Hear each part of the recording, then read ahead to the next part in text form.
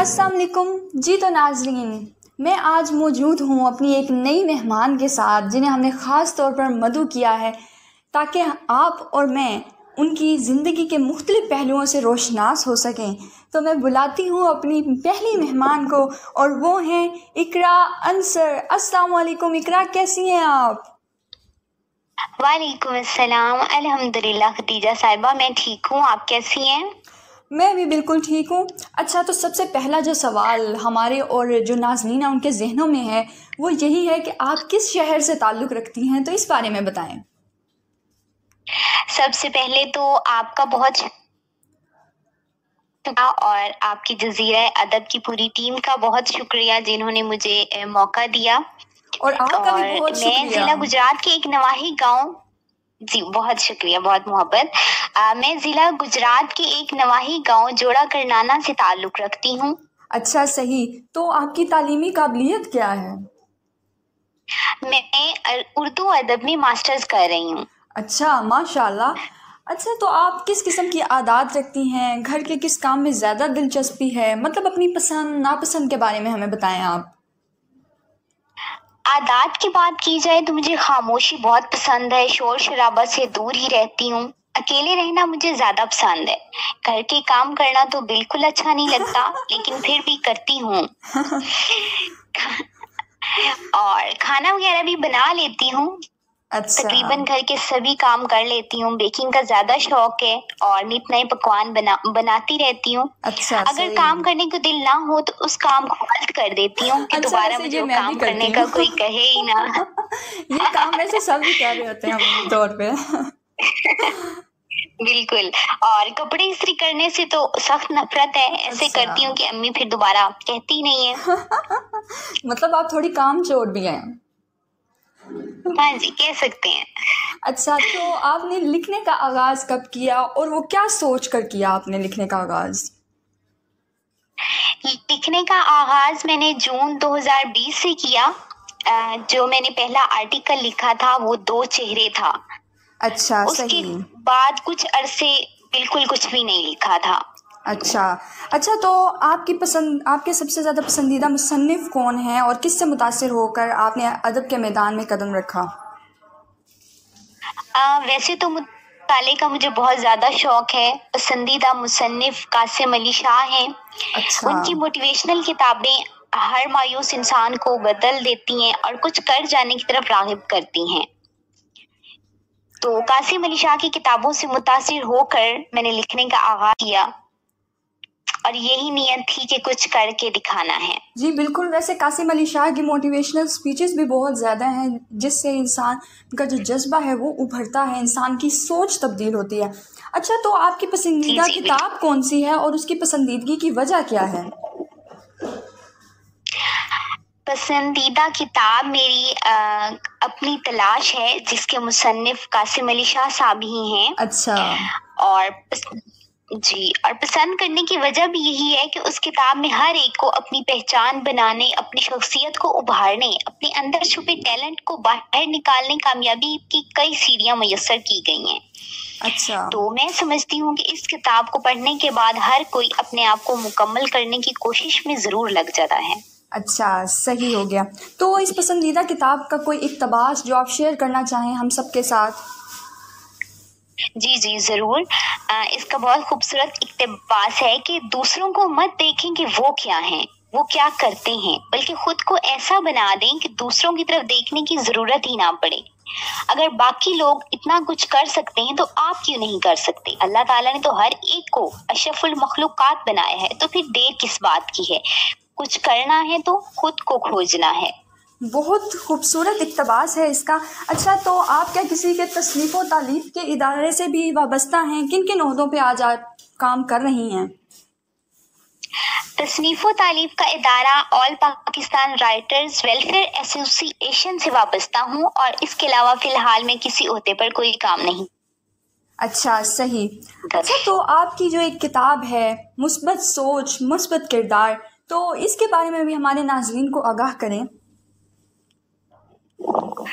मुस्बत सोच मुस्बत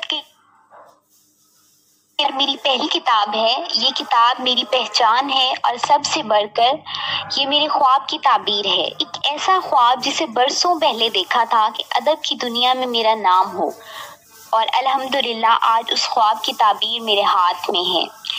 उस किताब और उस ख्वाब के लिए एक शेर आपकी खिदमत में अर्ज करना चाहूंगी। जी जी जरूर। रहमो गुमा में न था यूं मिल पाएंगे हम, मैं, मेरा ख्वाब और उसकी ताबीर। अच्छा, तो इस किताब के कुछ ऐसे अल्फाज जो आपके दिल के बहुत करीब हों तो आप वो भी हमारे साथ शेयर करें।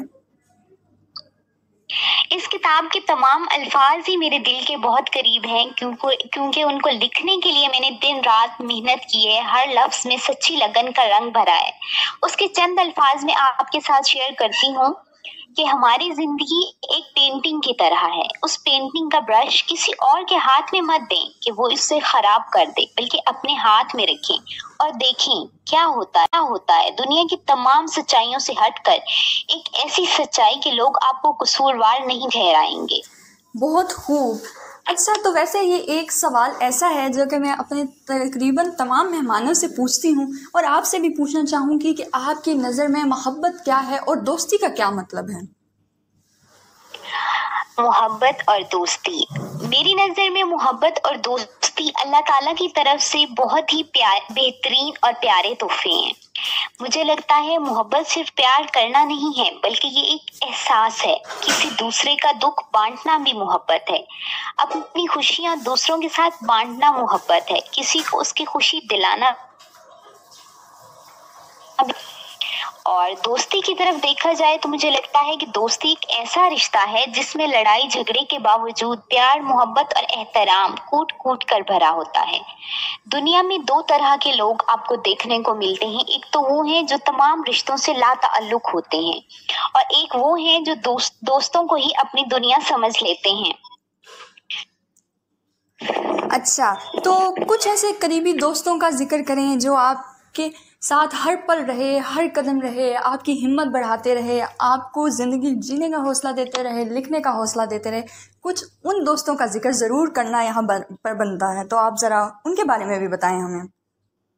जी जी बिल्कुल। मेरी जिंदगी में कुछ ऐसे दोस्त हैं जो कि बिल्कुल एक फैमिली की तरह हैं। मुझे लगता है कि उनके बगैर मेरी जिंदगी अधूरी है। वो ना होते तो ना जाने क्या हो जाता। अच्छा, मतलब ये कि वो आपकी ज़िंदगी में बहुत अहम किरदार रखते हैं, वो बहुत ज़रूरी हैं आपकी ज़िंदगी में आपके लिए। बिल्कुल बिल्कुल बिल्कुल। और मुझे मेरे दोस्तों से इतनी हौसला अफजाई मिलती है कि बता नहीं सकती। मुझे हर मौके पर सराहते हैं। जब सही और गलत के दरमियान फंस जाते हैं तो ये दो होते हैं जो हमारी इस मुश्किल में रहनुमाई करते हैं। मेरी जिंदगी में दोस्तों का अहम किरदार है। उनके बगैर मेरी जिंदगी अधूरी है। और मेरी चंद दोस्त ऐसी हैं कि वो भी मेरी तरह थोड़ी बहुत पागल हैं। अच्छा। तो कॉलेज टाइम में ऐसी हरकतें की जो अभी तक यादें बनकर हमारे साथ चल रही हैं। तमाम दोस्तों में एक दो दोस्त ऐसे जरूर होते हैं जो बाकियों का जीना हराम कर देते हैं। तो मेरी भी दो ऐसी दोस्तें, रमशा और सना। तो अच्छा। हम तीनों मिलकर बाकियों के ऐसी दलदल में फंसा देती हैं कि वो भागने पर मजबूर हो जाती हैं। और बाकी मेरे ख्याल में दोस्ती एक नेमत है, और मैं अल्लाह ताला का जितना भी शुक्र अदा करूं कम है कि मुझे इतने अच्छे दोस्त अल्लाह ताला ने दिए हैं। बिल्कुल, शुक्र तो बनता है। आसपास दोस्त अच्छे हों तो आपकी ज़िंदगी खूबसूरत हो जाती है और आपको जो है एक जज्बा मिलता है हर कदम अच्छे से अच्छा उठाने का। और दोस्त ही होते हैं जो आपकी रहनुमाई करते हैं कि ये ठीक है, इस तरह से कर लिया जाए। तो आप इस हिसाब से तो फिर बहुत ही ज़्यादा खुशकिस्मत हैं। तो अच्छा, अगला सवाल जो मैं पूछना चाहूँगी वो ये है कि कौन सा ऐसा ख्वाब है जो आप चाहती हैं कि जल्द अज जल्द पूरा हो जाए? मेरा ख्वाब मेरा एक ही है। अदब की दुनिया में नाम और शुरुआत तो उसकी हो चुकी है, और इंशाल्लाह रहूंगी। सही। तो आपके नज़दीक कामयाबी के लिए किन चीज़ों की ज़रूरत होती है? कामयाबी के लिए सबसे अहम चीज खुद पर एतमाद है। अगर हम में खुद एतमादी नहीं होगी तो हम कभी कामयाब नहीं हो सकेंगे। कामयाबी का सबसे बड़ा राज ही खुद एतमादी है। बिल्कुल सही फरमाया है। जैसे कि इकबाल का एक शेर भी है ना कि खुदी को कर बुलंद इतना कि हर तकदीर से पहले खुदा बंदे से खुद पूछे बता तेरी रज़ा क्या है। अच्छा, तो आपके नज़दीक कौन कौन सी चीज़ें हैं जो कि कामयाबी की राह में जो है रुकावट हैं, जिनकी वजह से इंसान कामयाब नहीं होता? जी जी जी जी कामयाबी की राह में बड़ी रुकावट हमारी मनफी सोच है। हम कुछ करने से पहले ही उसके एहतमाम के बारे में सोचने लग जाते हैं, जो हमें मायूस कर देता है। कामयाब होना है तो सबसे पहले मनफी सोच का खात्मा करना है। बिल्कुल सही कहा आपने, क्योंकि किसी भी काम की शुरुआत को एक अच्छी सोच के साथ करना चाहिए, इस यकीन के साथ कि आप वो यकीनी तौर पर कर लेंगे। अच्छा, तो आखिर में कोई नसीहत, कोई मशवरा, कोई दुआ जो आप अपने क़ारीन के लिए करना चाहें या उन्हें कोई पैगाम देना चाहें तो प्लीज़ वो भी दीजिए। जी जी बिल्कुल, मैं बस इतना कहूंगी कि हमारी जिंदगी में कुछ भी खुद चलकर नहीं आता, बल्कि हमें खुद उसके लिए मेहनत करनी पड़ती है। कुछ हासिल करना है तो उससे पहले राह में आने वाली तमाम रुकावटों का सामना करना है। हर रात के बाद सुबह होती है, तो इन छोटी छोटी रुकावटों के बाद ही एक बड़ी कामयाबी मिलती है जो आपकी मुंतजिर होती है। खुद को मायूस मत करें, बल्कि खुद से एक अहद कर लें कि कुछ कर दिखाना है। वो अहद आपको बार बार याद दिलाता रहेगा कि कुछ करना है, उससे आपके अंदर हासिल की तमन्ना बढ़ जाएगी। जिंदगी में कुछ ऐसा जरूर करें कि आपकी और आपके वालिदैन की पहचान बन जाए। हंसते रहें, मुस्कुराते नहीं, दुआओं में याद रखिए। जज़ाकल्लाह इकरा, बहुत बहुत शुक्रिया, आपने हमें वक्त दिया। आप आज हमारे साथ थी, हमारे क़ारीन को, नाज़रीन को आपने अपने ख़यालात से आगाह किया। जी, तो नाज़रीन, यहीं पे इख्तिताम होता है हमारा ये इंटरव्यू। जल्द मुलाकात होगी आपसे एक नई मेहमान के साथ, उनके नए ख़यालात, नई सोच के साथ। तो मुझे इजाज़त दीजिए। अल्लाह हाफिज़। अपने और अपने प्यारों का ख्याल रखिए। अल्लाह आप सबको ईमान और सेहत की बेहतरीन हालत में रखे। फ़ी अमानिल्लाह।